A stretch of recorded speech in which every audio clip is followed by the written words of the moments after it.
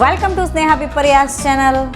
આજે આપણે બનાવીશું જામનગરના પ્રખ્યાત તીખા ચટપટા ઘૂઘરાની રેસીપી, જે ગુજરાતનું ફેમસ સ્ટ્રીટ ફૂડ છે। તો ચાલો આપણે સ્ટાર્ટ કરીએ।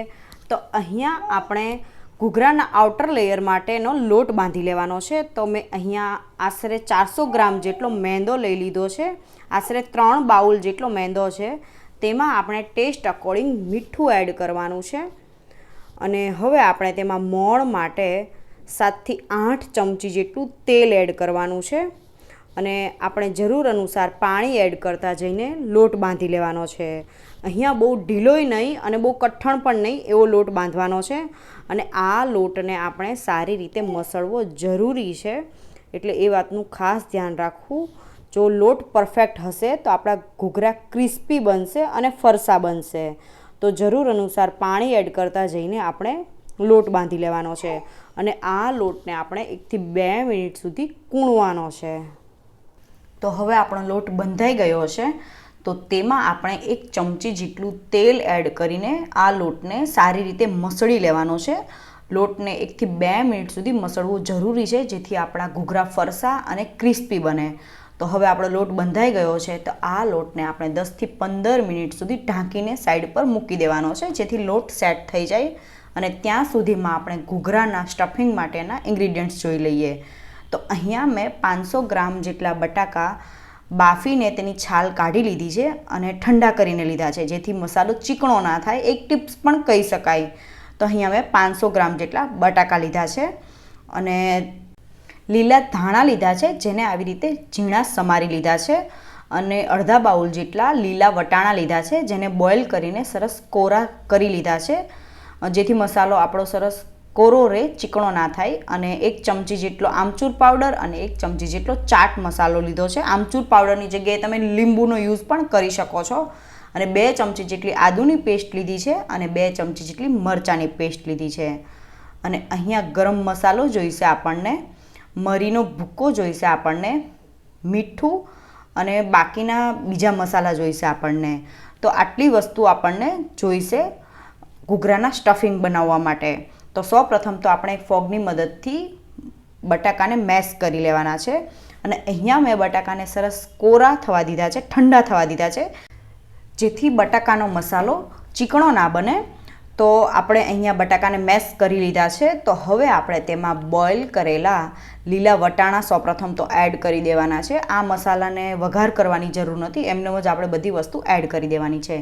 ઝીણી સમારેલી કોથમીર એડ કરી દેવાની છે અને અહીંયા આપણે આદુ અને જે મરચાંની પેસ્ટ લીધી છે તે પણ એડ કરી દઈએ અને 1 ચમચી જેટલું આમચૂર પાવડર અને 1 ચમચી જેટલો ચાટ મસાલો લીધો છે એ એડ કરી દેવાનો છે। ટેસ્ટ અકોર્ડિંગ મીઠું એડ કરવાનું છે। જો તમે બટાકામાં મીઠું એડ કર્યું હોય બાફતી વખતે તો એ પ્રમાણે મીઠું એડ કરવું અને અડધી ચમચી જેટલો બારીક મરીનો ભૂક્કો એડ કરવાનો છે, જેનો સ્વાદ બહુ સારો આવશે। અને અડધી ચમચી જેટલો ગરમ મસાલો એડ કરવાનો છે અને 1 ચમચી જેટલું આપણે તેમાં ધાણા જીરું પાવડર એડ કરી દઈએ અને લાસ્ટમાં 1 ચમચી જેટલું આપણે લાલ મરચું પાવડર એડ કરી દેવાનું છે અને બધી વસ્તુને સારી રીતે મિક્સ કરી લેવાની છે। અને જો તમને થોડું ગળ્યું પસંદ હોય તો તમે તેમાં 2-3 દાણા ખાંડના પણ એડ કરી શકો છો, એટલે કે અડધી ચમચી જેટલી ખાંડ પણ એડ કરી શકો છો અને લીંબુ પણ એડ કરી શકો છો। તો આપણો મસાલો હવે રેડી થઈ ગયો છે। તો હવે આપણે ઘૂઘરામાં સ્ટફિંગ માટેનો મસાલો પણ રેડી છે અને આપણે ઘૂઘરાના આઉટર લેયર માટેનો લોટ પણ બંધાઈ ગયો છે। તો હવે આપણે ફાઇનલી ઘૂઘરાની રોટલી વણીને ઘૂઘરા બનાવી લેવાના છે। તો 15 થી 20 મિનિટ થઈ ગઈ છે, તો લોટને આપણે પાટલી પર લઈને 1 મિનિટ સુધી મસળી લઈએ અને આ લોટમાંથી તમારે જે સાઇઝના ઘૂઘરા બનાવવા હોય એ સાઇઝના ઘૂઘરાના લુવા રેડી કરી લેવાના છે, એટલે લોટના લુવા રેડી કરી લેવાના છે। તો અહીંયા હું બહુ નાનાય નહીં ને માપના એવા લુવા રેડી કરી લઉં છું। તો હવે આપણે આ લોટના લુવામાંથી નાની નાની રોટલીઓ બનાવી લેવાની છે। તો અહીંયા મેં પાટલી અને વેલણ લઈ લીધું છે અને થોડોક કોરો લોટ સ્પ્રિંકલ કરતા જઈને આપણે નાની નાની રોટલીઓ રેડી કરી લેવાની છે। અહીંયા બહુ જાડી નહીં અને સાવ પાતળી પણ નહીં, આપણે જેવી સમોસાની પટ્ટી બનાવીએ એવી રીતે આપણે રોટલી રેડી કરવાની છે। તમે જોઈ શકો છો કે તેની થિકનેસ કેટલી છે। તો આવી નાની નાની રોટલીઓ રેડી કરી લેવાની છે અને હવે આપણે જે સ્ટફિંગ માટેનો મસાલો રેડી કર્યો છે તેમાંથી 1 ચમચી જેટલો મસાલો આપણે રોટલીની એક સાઈડ મૂકવાનો છે અને આપણે પાણીવાળી આંગળી રોટલીની ફરતી બોર્ડર પર લગાવી દેવાનું છે, પાણી લગાવી દેવાનું છે અને આવી રીતે રોટલીને આપણે ફોલ્ડ કરી દેવાની છે અને આપણે આંગળીની મદદથી આવી રીતે પ્રેસ કરી દેવાનું છે, જેથી આપણું ઘૂઘરું તૂટે નહીં. અને હવે હું તમને અહીંયા હાથથી કેવી રીતે ઘૂઘરું વાળું એ બતાવું. તો સૌપ્રથમ તો જે એક બાજુનો ખૂણો છે તે આવી રીતે વાળી લેવાનો છે અને આ ઘૂઘરાને હું હાથ પર લેવાનો છે અને તેની બોર્ડરને ફોલ્ડ કરવાનું છે, પિંચ કરવાનું છે, ફોલ્ડ કરવાનું છે અને પિંચ કરવાનું છે. આવી રીતે આપણે ઘૂઘરું રેડી કરી લેવાનું છે. બહુ કંઈ પ્રેક્ટિસની જરૂર નથી. તમે જોઈ શકો છો કે ફોલ્ડ કરવાનું છે, પિંચ કરવાનું છે અને જે વધારાનો છેલ્લે ખૂણો છે તે આવી રીતે આપણે દબાવી દેવાનો છે. તો આવી રીતે આપણે ઘૂઘરા રેડી કરી લેવાના છે. તો અગાઉથી પણ મેં એક ઘૂઘરું બનાવીને રાખ્યું છે, તમે જોઈ શકો છો. તો સરસ ડિઝાઇન પડે છે.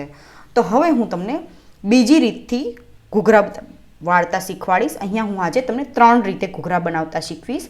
તો અહીંયા મેં બીજી રોટલી લઈ લીધી છે અને આપણે 1 ચમચી જેટલો મસાલો એક સાઈડ મૂકી દેવાનો છે.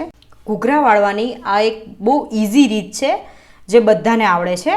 તો હવે આપણે રોટલી પર મસાલો મૂકી દીધો છે, તો બીજી સાઈડને આપણે આવી રીતે ફોલ્ડ કરી દેવાની છે અને તેની જે બોર્ડર છે તેને આપણે આવી રીતે પ્રેસ કરીને, આંગળીની મદદથી પ્રેસ કરીને દબાવી દેવાની છે. અને હવે આપણે એક કાંટાવાળી ચમચી લેવાની છે અને તેની મદદથી આપણે તેની બોર્ડર પર આવી રીતે પ્રેસ કરતા જવાનું છે. આવી રીતથી ઘૂઘરા કરવાથી ડિઝાઇન પણ સારી પડે છે અને ઘૂઘરા તળતા વાર પણ નથી લાગતી, ફટાફટ ઘૂઘરા તળાઈ જાય છે. તો તમે જોઈ શકો છો કે આપણું આ ઘૂઘરું રેડી છે. તો હવે હું તમને ત્રીજી રીત બતાવું. તો એક રોટલી લઈ લેવાની છે અને આવું માર્કેટમાં ઇઝીલી મળી રહી છે અને બીબું આવે છે આ ઘૂઘરા કરવાનું, જે આપણે મીઠા ઘૂઘરા કરીએ તેમાં પણ યુઝ થાય છે અને તીખા ઘૂઘરામાં પણ યુઝ થાય છે. તો આપણે એક રોટલી લઈ લેવાની છે અને એક સાઈડ આપણે જે મસાલો રેડી કર્યો છે તે આવી રીતે મૂકી દેવાનો છે અને સરસ રીતે મસાલાને ગોઠવી દેવાનો છે. અને આ બીબા માર્કેટમાં આસાનીથી મળી રહી છે અને નાની મોટી બધા સાઇઝના મળે છે. તો આ પણ એક રીતે તમે બનાવી શકો છો ઘૂઘરાને, જે એક સરખા ઘૂઘરા બને છે. આમાં એક સરખા ઘૂઘરા બનશે અને આમાં પણ ડિઝાઇન સારી બનશે. તો હવે આપણે બીબું બંધ કરીને જે વધારાનો લોટ છે તે આપણે કાઢી લેવાનો છે અને હવે આપણે બીબુને ખોલવાનું છે. તો તમે જોઈ શકો છો કે ડિઝાઇન પણ સારી પડી છે અને હવે આપણા ઘૂઘરું રેડી થઈ ગયું છે. તો આવી રીતે પણ તમે ઘૂઘરા બનાવી શકો છો. તો આવી રીતે આપણે બધા ઘૂઘરા રેડી કરી લેવાના છે અને હવે હું ઘૂઘરાને તળવા માટે તેલ ગરમ કરવા માટે મૂકી દઉં છું અને તેલ ગરમ થાય ત્યાં સુધીમાં આપણે ઘૂઘરા સાથે સર્વ થતી લસણવાળી ચટણી બનાવી લઈએ. તો અહીંયા મેં તમને 3 ટાઈપના ઘૂઘરા બતાવ્યા છે. તો અહીંયા મેં એક મિક્સર જાર લઈ લીધું છે અને તેમાં મેં અડધો બાઉલથી થોડું ઓછું એવું લસણ લીધું છે અને અહીંયા મેં 5 જેટલા આવા તીખા સૂકા મરચાં છે તે 1 થી 2 કલાક અગાઉ પાણીમાં પલાળીને રાખ્યા હતા. તો સૌપ્રથમ તો આપણે મિક્સરના જારમાં લસણ એડ કરી દેવાનું છે અને પછી આપણે તેમાં આ મરચાં એડ કરી દેવાના છે. આ તીખા મરચાંનો સ્વાદ બહુ સારો આવે છે લસણવાળી ચટણીમાં અને તમને સેમ બાર જેવો ટેસ્ટ આવશે, કદાચ તેનાથી પણ સારા લાગશે. તો આપણે આ મરચાંને કટ કરીને રાખવાના છે અને હવે આપણે તેમાં લાલ મરચું પાવડર એડ કરી દેવાનું છે અને આખું જીરું એડ કરીશું 1 ચમચી જેટલું અને ટેસ્ટ અકોર્ડિંગ મીઠું એડ કરી દેવાનું છે. અને હવે આપણે પાણી એડ કર્યા વગર જ ગ્રાઇન્ડ કરી લઈશું, જેથી સરસ રીતે ગ્રાઇન્ડ થઈ જાય. અને હવે આપણે તેમાં થોડું એવું પાણી એડ કરવાનું છે અને પાણી એડ કરીને ફરીથી આપણે તેને ગ્રાઇન્ડ કરી લેવાનું છે. તો તમે જોઈ શકો છો કે હવે આપણી ચટણી રેડી છે. તો તેને હું એક અલગ બાઉલમાં કાઢી લઉં છું. ઘૂઘરા સાથે 3 ટાઈપની ચટણી સર્વ કરવામાં આવે છે: લીલી ચટણી, ખજૂર આંબલીની ચટણી અને લસણવાળી ચટણી. ખજૂર આંબલીની ચટણી અને લીલી ચટણીની રેસિપીની લિંક હું મારા ડિસ્ક્રિપ્શન બોક્સમાં આપી દઈશ, ત્યાં જઈને તમે જોઈ શકો છો. તો હવે આપણી લસણવાળી ચટણી રેડી છે અને અહીંયા મેં બધા ઘૂઘરા વાળી લીધા છે. તમે જોઈ શકો છો 3 રીતે મેં ઘૂઘરા બતાવ્યા છે. તમને જે ઇઝી રીત લાગે એ રીતથી તમે બનાવી શકો છો. તો હવે આપણા ઘૂઘરા તળવા માટે રેડી છે અને આપણું તેલ પણ ગરમ થઈ ગયું છે. તો અહીંયા આપણે મીડિયમ ફ્લેમ રાખવાની છે ગેસની અને ઘૂઘરાને તળવાના છે. તો અહીંયા પણ હું તમને એક ટિપ્સ બતાવીશ. અહીંયા આપણે ઘૂઘરાને 2 વખત તળીશું, જેથી આપણા ઘૂઘરા ક્રિસ્પી બને અને ફરસા બને. તો એક વખત ઘૂઘરા તળીને આપણે આવી રીતે કાઢી લેવાના છે. થોડી થોડી ડિઝાઇન પડે એટલે આપણે ઘૂઘરાને બહાર કાઢી લઈશું અને ફરીથી આપણે ઘૂઘરાને તળીશું, જેથી ઘૂઘરા ક્રિસ્પી બનશે. નોર્મલી આપણી ઘરે કોઈ ગેસ્ટ આવવાનું હોય ત્યારે એક વખત ઘૂઘરા તળીને રાખી દઈએ છીએ અને ફરીથી આપણે બીજી વખત ઘૂઘરા તળીએ છીએ, જેથી આપણા ઘૂઘરા એકદમ ક્રિસ્પી બને. તો હવે હું ફરીથી ઘૂઘરાને ફ્રાય કરું છું અને અહીંયા આપણે ગેસની ફ્લેમ મીડિયમ રાખવાની છે. લો પણ નથી રાખવાની અને હાઈ પણ નથી રાખવાની. મીડિયમ ગેસની ફ્લેમે જ આપણે ઘૂઘરાને તળવાના છે અને વચ્ચે વચ્ચે આપણે આ ઘૂઘરાને ફેરવતા રહીશું. તો તમે એક વખત આ ઘૂઘરાની રેસિપી ઘરે જરૂરથી ટ્રાય કરો. બહુ જ મજા આવે છે ખાવાની. અને સૌરાષ્ટ્રમાં ખાસ કરીને ઘૂઘરા બહુ જ વખણાય છે. જામનગરના ઘૂઘરા બહુ જ ફેમસ છે. તો હવે આપણે ગોલ્ડન બ્રાઉન કલરના થાય ત્યાં સુધી આપણે ઘૂઘરાને તળવાના છે. આ ઘૂઘરાને 3 ટાઈપની ચટણી સાથે સર્વ કરવામાં આવે છે. સાથે મસાલાવાળા સિંગદાણા, સેવ અને કાંદા સાથે સર્વ કરવામાં આવે છે. અને મસાલા સિંગની રેસિપી મેં મારા ચેનલ પર ઓલરેડી મૂકી દીધી છે, તો હું તેની લિંક આ ડિસ્ક્રિપ્શન બોક્સમાં આપી દઈશ, ત્યાં જઈને તમે જોઈ શકો છો. તો હવે આપણા ઘૂઘરા તળાઈ ગયા છે, તો હું તેને એક પ્લેટમાં કાઢી લઉં છું. તો ગરમા ગરમ ઘૂઘરા રેડી છે અને સાથે 3 ટાઈપની ચટણી, ઝીણી સેવ, કાંદા અને મસાલા સિંગ પણ રેડી છે. અને આ બધી વસ્તુ હોમમેડ છે, જેની રેસિપીની લિંક હું મારા ડિસ્ક્રિપ્શન બોક્સમાં આપી દઈશ, ત્યાં જઈને તમે જોઈ શકો છો. તો હવે હું ફોગની મદદથી બધા ઘૂઘરામાં આવી રીતે કાણા પાડી દઈશ અને પછી એક બધી ચટણી અંદર આપણે એડ કરવાની છે. અને અહીંયા લસણવાળી ચટણી સૌપ્રથમ એડ કરીશું, પછી આપણે ગ્રીન ચટણી એડ કરીએ અને ખજૂર આંબલીની ચટણી. મસાલા સિંગ એડ કરી દેવાની છે અને આ મસાલા સિંગ તો બહુ જ ટેસ્ટી લાગે છે. અને હવે આપણે કાંદા એડ કરી દઈએ અને લાસ્ટમાં આપણે ઝીણી સેવ એડ કરવાની છે. આ સેવ પણ હોમમેડ છે. તમે તમારા ટેસ્ટ અકોર્ડિંગ ચટણીનું પ્રમાણ વધારે ઓછું કરી શકો છો. તો હવે આપણા જામનગરના ફેમસ એવા તીખા ઘૂઘરા રેડી છે.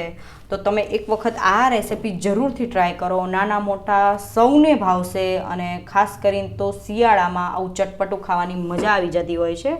તો તમે એક વખત ઘૂઘરાની રેસિપી જરૂરથી ટ્રાય કરો. અને જો રેસિપી પસંદ આવે તો વિડીયોને લાઇક અને શેર જરૂરથી કરો. મારી ચેનલને સબસ્ક્રાઈબ કરો. Thank you.